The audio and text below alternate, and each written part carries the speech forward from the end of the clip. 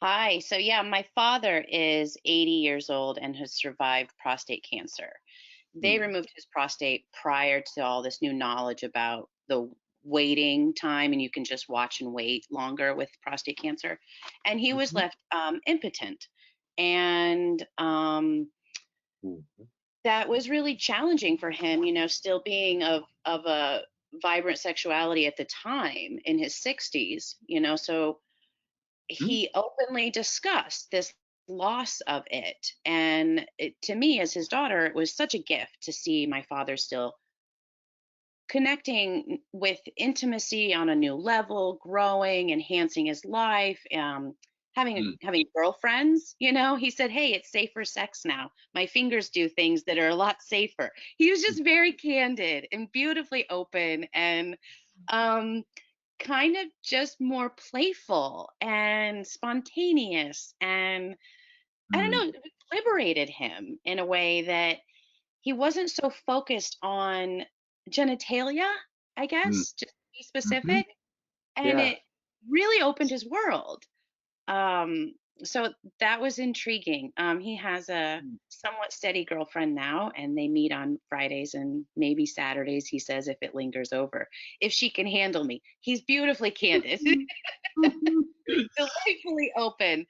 Wow. Um, it's a blessing for me to be raised in such a colorful way.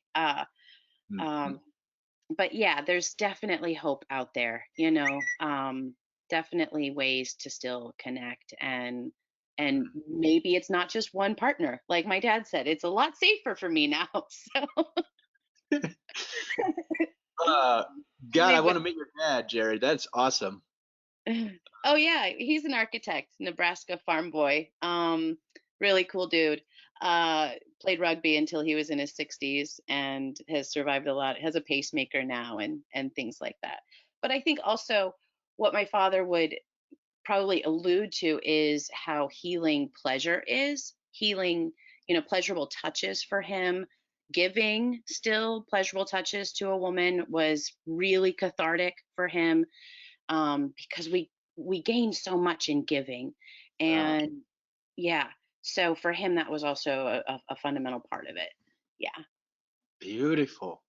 Oh, thank you so much for sharing that story about your dad. Did I cut you off, Jerry? Were you going to say something more there? Oh, no, we're flowing, you're good. That's so beautiful. I really appreciate you bring up so many good points. That sort of fluid nature and getting creative. And so many folks with the changes in their bodies, changes in their hormones.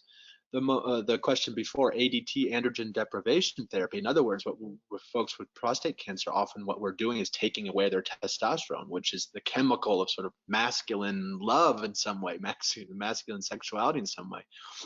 So what happens when we take that chemical out of the body?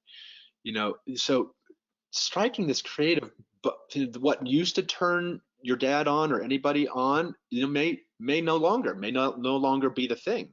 But just even as you're grieving that loss, start paying attention to where you can feel good. It may be a wholly new approach to the body. And part of this body's changing means also what excites you might change, what feels good might change, and it's almost endless the amount there is to explore. If you can kind of move with it and keep up with your body in a way. It's so beautiful. That comment about ADT too. I was remembering of one of my longtime patients in clinic who since died. He was sex was very important to him, and he did not want to go on hormone therapy for exactly this reason. He wanted his testosterone, but he finally did go on ADT. And you know what? Part of what we worked on together, and he did so much of the work, was finding this new fluid creative zone. And he got in touch with his feminine side. He took out the testosterone from his body, and he came in. He carried himself differently. He dressed differently. He got into it. Hmm. Uh, it was beautiful to see. I mean, it was just stunning, and he really rolled with it and delighted in getting to know this woman that was underneath the man. That's the probably terrible language, but that's how or that's how I remember him talking about it.